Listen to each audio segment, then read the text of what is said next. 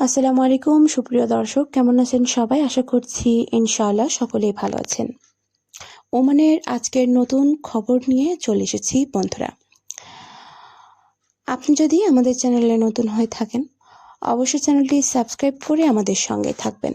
তো চলুন ভিডিওটি শুরু করা যাক। প্রথমেই বলি, জানুয়ারি 2026 অনুযায়ী ওমানের তথ্য মন্ত্রণালয়, মিনিস্টার অফ ইনফরমেশন এবং অন্যান্য সরকারি বিভাগ থেকে প্রাপ্ত গুরুত্বপূর্ণ খবরগুলো আজকে আমরা আলোচনা করব। সুলতানের সিংহাসন আরোহণ দিবস পালন। 11 জানুয়ারি 2026 তারিখে সুলতান হায়তাম বিন তারিকের সিংহাসন আরোহণের ষষ্ঠ বার্ষিকী উদযাপন হয়েছে। এই উপলক্ষে সুলতান নাগরিকদের জীবনযাত্রার মান উন্নয়নের বেশ কিছু গুরুত্বপূর্ণ নির্দেশনা দিয়েছেন।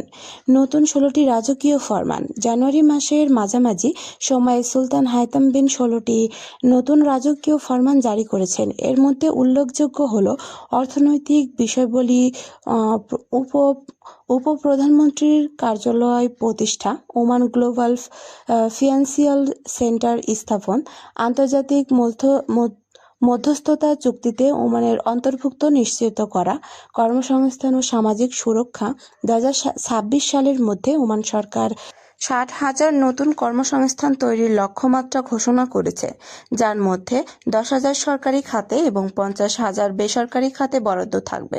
এছাড়া নিম্ন আয়ের পরিবারগুলোর জন্য সামাজিক সুরক্ষা ভাতাও বাড়ানো হয়েছে। প্রবাসীদের জন্য নতুন নিয়ম। পেশাগত লাইসেন্স, প্রকৌশলী, লজিস্টিক এবং হিসাবরক্ষণের মতো নতুন নিয়ন্ত্রিত পেশায় নিয়োজিত প্রবাসীদের জন্য এখন থেকে ওয়ার্ক প্র্যাকটিস লাইসেন্স বাধ্যতামূলক করা হয়েছে। ভিসা যাচাই। প্রবাসীদের ভিসা জালিয়াতি থেকে বাঁচতে ভিসা যাচাইয়ের সুবিধা চালু করা হয়েছে। শ্রম নিষেধাজ্ঞা। 200টিরও বেশি পেশায় নতুন করে প্রবাসী নিয়োগে নিষেধাজ্ঞা কার্যকর করা রয়েছে। 5 বছর মেয়াদী উন্নয়ন পরিকল্পনা 2026 সাল থেকে 2030 সাল পর্যন্ত।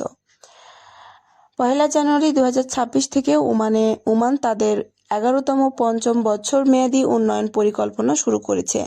এর মধ্যে মূল লক্ষ্য হল 2030 সালের মধ্যে দেশের অর্থনৈতিক প্রবৃদ্ধির 4% উন্নতি করা এবং ডিজিটাল অবকাঠামো শক্তিশালী করা। অন্যান্য খবরের মধ্যে রয়েছে 23 জানুয়ারি থেকে সোহার শহরে ওমান ইন্টারন্যাশনাল রয়্যাল 2026 শুরু হতে যাচ্ছে। মাস্কাটের বিভিন্ন স্থানে সাংস্কৃতিক ও বিনোদনমূলক অনুষ্ঠান মাস্কাট নাইটস চলমান রয়েছে।